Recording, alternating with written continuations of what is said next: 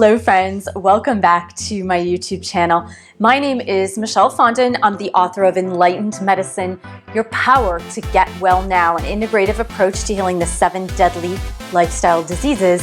And this is the power to manifest. In this video series, we're talking about intentional manifestation and purposeful manifestation.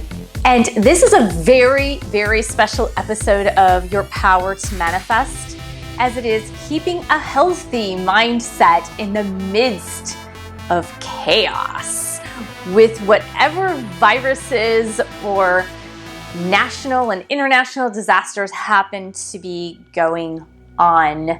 And I really felt that as a part of being a health and wellness nonfiction author, part of being about the manifestation mindset and what's going on in the world today, I figured it was really, really important for me to address how to stay with a healthy mindset, because I know in the midst of all of this, it can't be easy to keep a healthy mindset.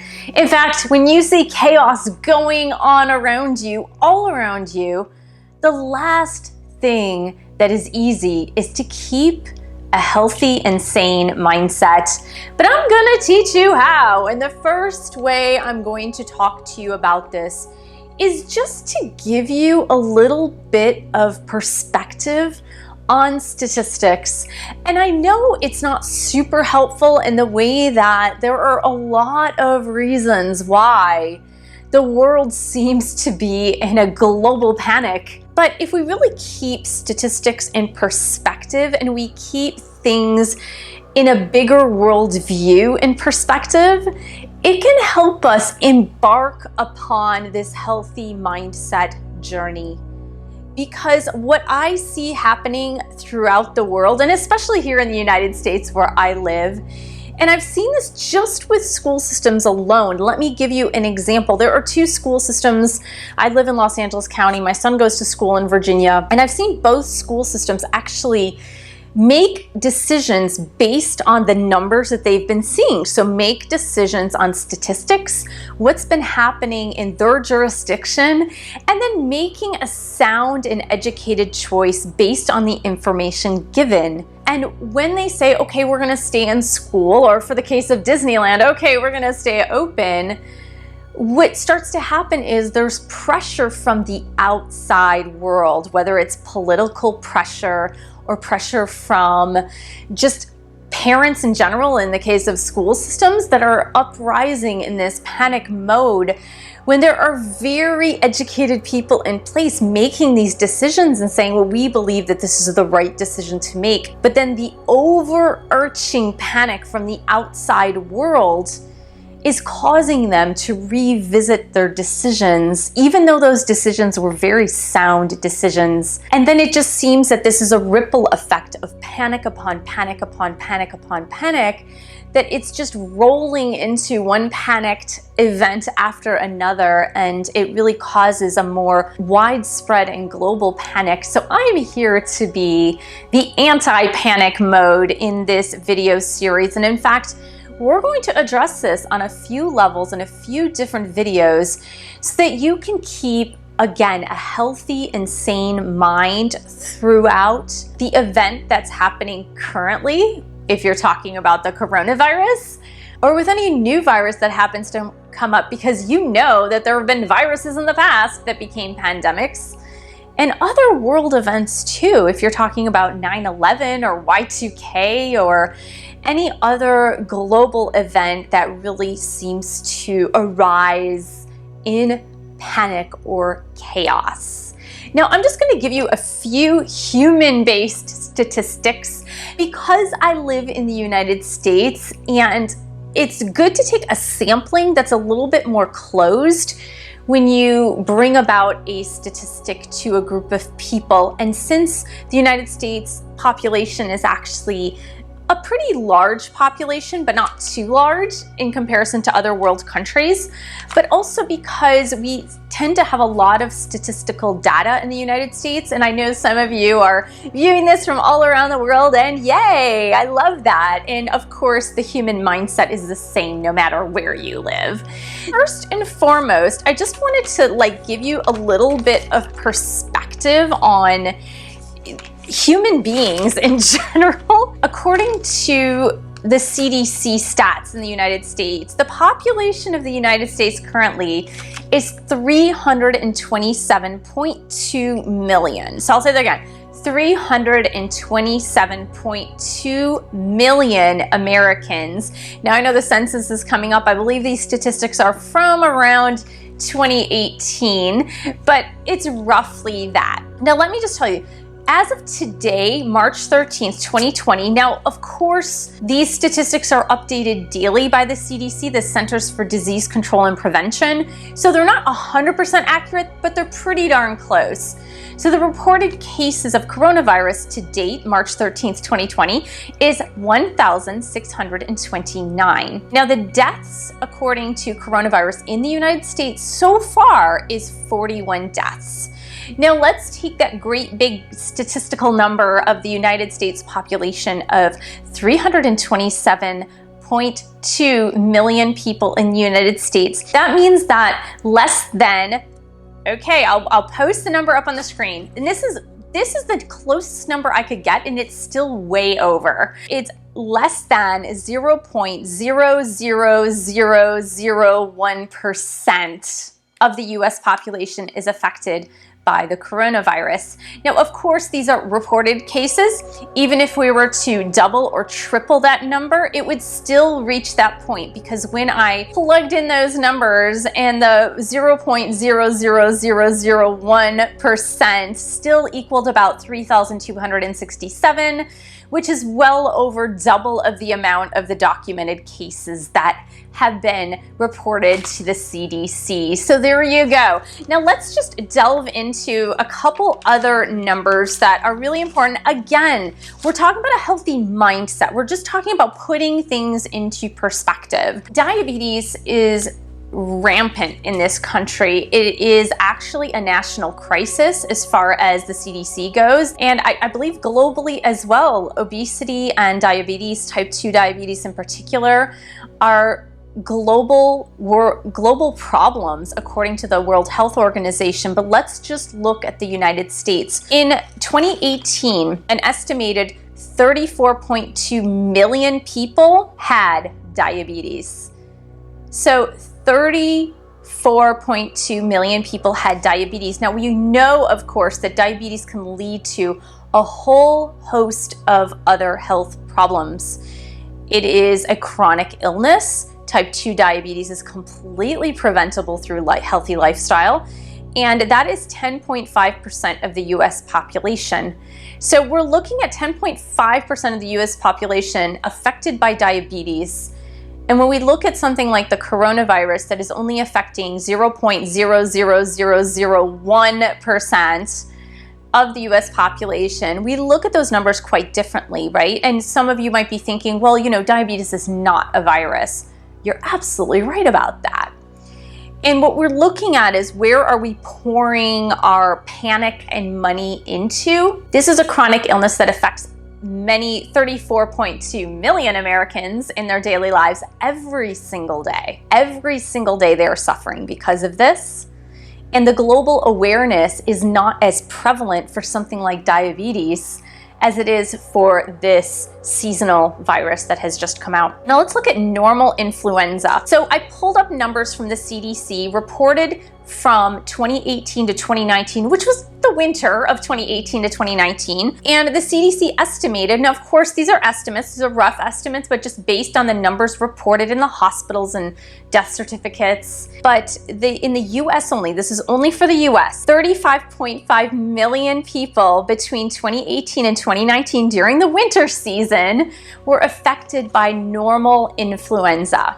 So roughly the same amount of people that are affected by diabetes every single year, but this is just for one season of flu. One season of flu, 35.5 million Americans Now let's go back to the statistics for coronavirus. So far in the US, we have 1,629 cases. Influenza in the winter of 2018 to 2019, 35.5 million. And of those 35.5 million people affected by the influenza virus in 2018 to 2019, there were 34,200 deaths. 34,200 deaths. 34,200 deaths between the year 2018 and 2019. The coronavirus in the United States to date, March 13th, 2020, has produced 41 deaths. Now, I'm not undermining the fact that people who die an untimely death, it's sad for the families and friends in all cases. It doesn't matter what you die from. I understand that. But what I am trying to help you understand is a healthy mindset. A healthy mindset. A healthy mindset, right? And that's what we're trying to pound into your brain here, is to have a healthy mindset. Let me just give you a little bit more perspective on the human body, because that is really, really important. We are exposed to 60,000 germs on a daily basis, 60,000 microbes. I know in certain countries they call them microbes. The scientific term, I believe, is microbes. In our daily living, we tend to call them germs. We are affected and exposed to 60,000 germs on a daily basis. It's really interesting because all of a sudden, everybody is super duper interested in washing their hands and sanitizing their hands and making sure everything is clean, when on a daily basis, when there isn't a global crisis happening, we are exposed to 60,000 microbes every single day. Out of those 60,000 microbes, only 1 to 2% are potentially harmful to a normal human being. Now, when we talk about normal human beings, I'm not normal, no, I'm kidding. But when we talk about normal human beings, we're really talking about those people who have a normal immune system, an immune system that's not compromised. Out of those 60,000 microbes that you're exposed to per day, only 1 to 2% of those are actually potentially harmful to your body. And if you have a normal immune system, then most of the time you're not getting sick anyway. In addition to that, you need to be exposed to microbes. You need to be exposed to microbes because your immune system learns how to better respond when you are regularly in contact with other people and you're regularly in contact with these microbes. In fact, the Daily Science Review says that human contact, touch, kissing on the cheek, shaking hands actually helps your immune system because you are exchanging these microbes with other people, which further enhances your immune system. In fact, since about the mid-2000s, it's been studied that we live in a too sterile society today, that it's really the sterileness of the society with these antibacterial hand soaps and the antibacterial creams that are actually causing our immune systems to be weaker because they are not having the opportunity to actually fight against the normal 60,000 microbes that we are exposed to each and every day. Now, of course, we don't want to put ourselves in harm's way and purposefully put ourselves in the middle of a pandemic. So all I am trying to teach your brain to learn and to accept is that this is not out of the ordinary, that exposure to viruses and bacteria are something that your body encounters every single day.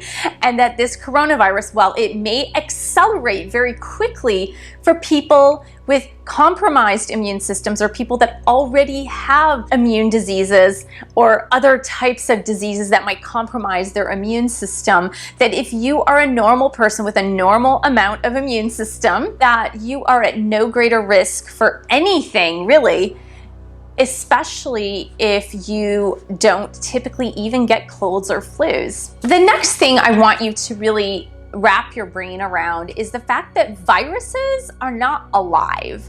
There is something called a living, non-living entity, and that's one thing that we're really going to talk about here, and we're going to try to reason with a little bit, because mindset honestly is everything. Of course, I want you to take care of yourself. I take care of myself each and every day. I go to the gym 6 days a week. I do heavy weightlifting. I run. I do yoga. I eat healthy foods. I eat a vegetarian and vegan lifestyle. Some days vegan, some days vegetarian, depending on the day. But I eat all organic food as much as I can. And I keep myself with a healthy mindset by meditating and just a general positive outlook on life. So I am not telling you that that doesn't count for something, because of course it does. Of course you want to keep this physical body as healthy as possible, but I bet you know some people that keep their physical body very healthy, but they don't have a good psychological, mental, or emotional state. In other words, their minds are really toxic. So they might be riddled with worry or obsessive compulsive disorder, or they're really negative.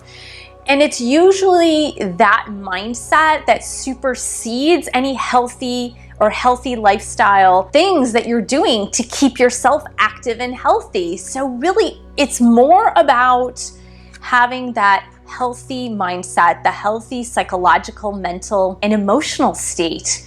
And really, that is what makes up everything. Let's look at viruses. The one thing I really want you to wrap your brains around, and you might think like, oh, Michelle, this is some new agey concept. Really, it isn't. It's science. It really is science. And I will give you a prime example from something that I experienced in my life as far as a healthy mindset versus a non-healthy mindset. Viruses are not really alive. They're not. They have no metabolic activity on their own. They need a host cell to reproduce. Now, in order for viruses to come into your body, you actually need to give them permission to come into your body and start to reproduce. If you're not okay with it, if you're like, you know what, a virus is not going to come into my body and it's not going to reproduce, and I'm going to repel all viral activity in my body, so it has no right to reproduce in my body, it can't come and reproduce. Most people, they give those viruses, they're either completely unaware or they give them an implicit or tacit okay to come in and reproduce in my body.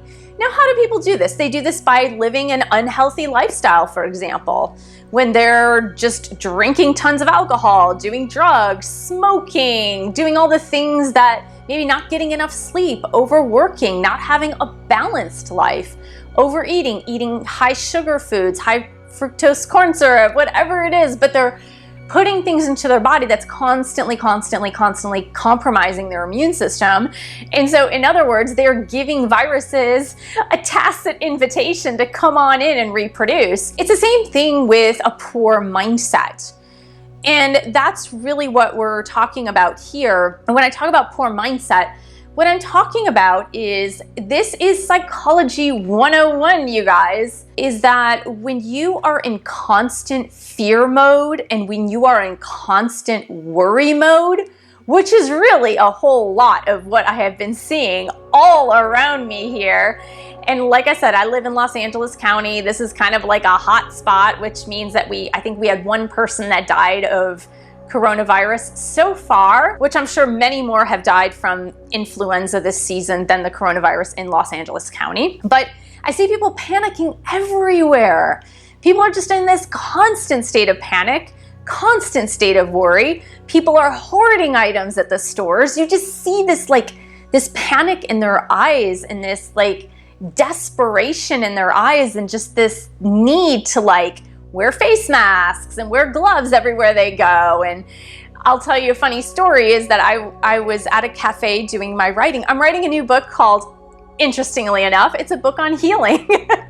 I started about 2 months ago, before really this outbreak started to be a thing. And it's called Heal Yourself. And it's really more about emotional, mental, spiritual healing. And I've already written books such as this one, Enlightened Medicine, which is really good in order to stay healthy, preventive health, preventive medicine. And actually, I'll do another video with some herbal remedies, home remedies to help keep you healthy and boost your immune system as well. I was coming out of the cafe because I had to go put money in the meter. And I'm light sensitive. When I go out into the sun, I actually sneeze every single time. There's not one time since I was born that I did not sneeze when I went from an inside space to an outside space when the sun was out. Always, I've always sneezed. This was just the other day. I walked out, I sneezed. There was a couple walking toward me on a pretty wide sidewalk, and they literally walked almost to the street. And the guy turned to me and he kind of chuckled and he said, "Oh, sorry." And I didn't even realize what happened. And I didn't even realize why he said sorry. And then I realized after that, oh, it's because I sneezed. And oh, it's because they walked almost to the street to avoid me. And I just thought it was so hilarious. It was super duper funny because that just demonstrates the intense panic mode that's going on. And Psychology 101 is that hardwired in the limbic system is this limbic response for survival. It's called fight or flight. And if you don't know about it, look it up. I think now they call it fight, flight, or freeze. But what happens in fight or flight is your body gets prepared to preserve the integrity of the physical body. Because it does that, your immune system will be suppressed and literally shut down. And the reason why your immune system will shut down during fight or flight, and it's because your body, if it's trying to save the human structure, it's not going to be bothered by microbes. It just can't. Because fight or flight literally means like you're going to die. And if you are in that fear mode, like, oh my God, I'm gonna die, I'm gonna die, I'm gonna die, I'm gonna die, and your body goes into that fight flight, then your immune system shuts down. And so when your immune system shuts down, it can't fight microbes. Do you get it? So the fact that all of these people are in uber panic mode, they're actually shutting down their immune system. It's crazy. And they don't even know that they're doing it. So they're in this panic mode. They're doing all these crazy things to avoid getting sick, when in reality, their body, in a perfectly healthy way, is normally fighting off microbes all the time. And then they're in this uber panic mode and they're suppressing their immune system. So when I tell you that everything is about mindset, everything is about mindset. So when your mind is calm and it's serene, and you just know that nothing is going to happen because nothing is going to happen, you're fine. You're not just this magnet for disease. No one is. Your body is actually a healing machine. If you are able to fight off 60,000 microbes per day, your body is a healing machine. Your body is a healing machine. And that goes to this mindset of, I am strong, I am healthy, my body is a healing machine, and you have to start saying these affirmations to yourself each and every day and believe them. And it's only in believing them that your mind will calm down. You will get yourself out of that fear-based mode, out of the fight or flight mode or freeze mode. And once you get your body and mind out of that fight or flight mode, your immune system can boost and it can actually operate normally. But when you're giving your body constant feedback of, body, you are a healing machine. You are a healing machine. My cells are healthy and whole. I am healthy and strong. When you constantly send your body that message and those messages, your body will respond. Your body absolutely will respond. It has to respond. And when you don't give permission to viruses to come in and take over your cells, they won't and they can't. You are the master of your cells. You are the master of your body. You're not just this passive object that's just open for anything and everything. It's not open for business. You're not just open for business. You get to decide. You get to make that decision. And if you tell me, Michelle, that's completely ridiculous. I don't get to make that decision. Of course you do. Who else is the master of your body? You are. You are the master of your whole body. You get to decide, how healthy are you going to be? You get to decide that. You're healthy, you're strong, your body is a healing machine, your cells are healthy and whole, and there is no place for a virus to multiply inside of your body. There's absolutely no place. And you can even go further and say an affirmation, if a virus touches my body, it will die upon contact. If a virus touches my body, it will die upon contact. If a virus touches my body, it will die upon contact. And you keep saying that over and over and over again. If a virus touches my body, it'll die upon contact. It has no place here. This is not a host for viruses to multiply. And that's it. Viruses are not alive. They need a host to multiply. Let me tell you a story. If you think I am completely off my rocker, let me tell you a story. It was, I believe it was 2005.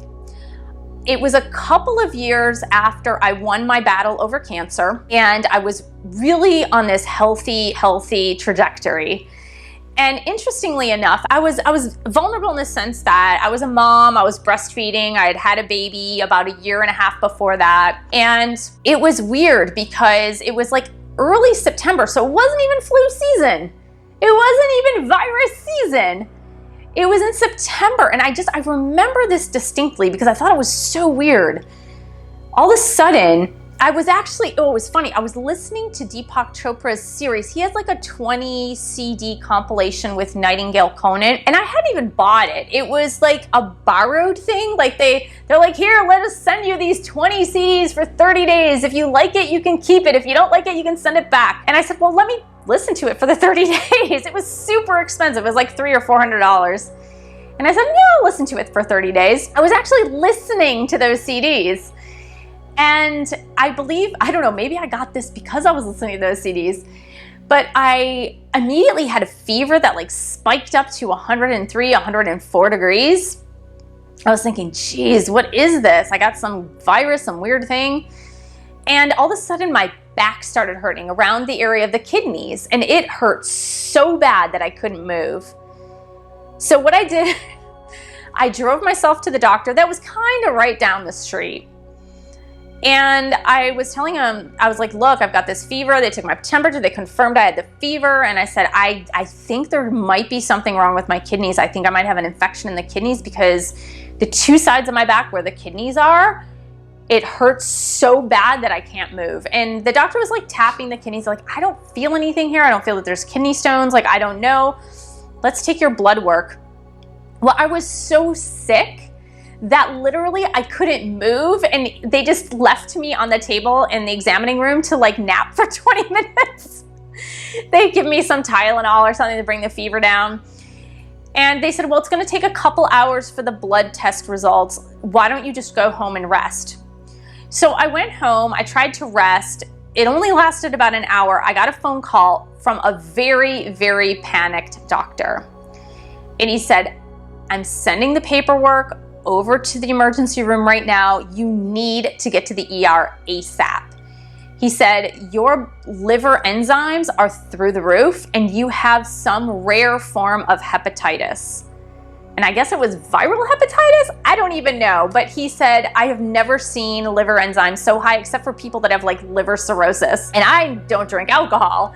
So I was like, what? This is insane. So I went and I was super weak. I mean, I was super duper weak. I had my husband at the time drive me over to the hospital. He had to take care of 3 kids, including a baby. He just left me in the ER. Now, weirdly enough, in the ER, even though they had my blood work, they had all the paperwork, they still made me wait like 3 hours in the ER waiting room. So I was sitting there and I had been listening to these Deepak Chopra CDs on healing.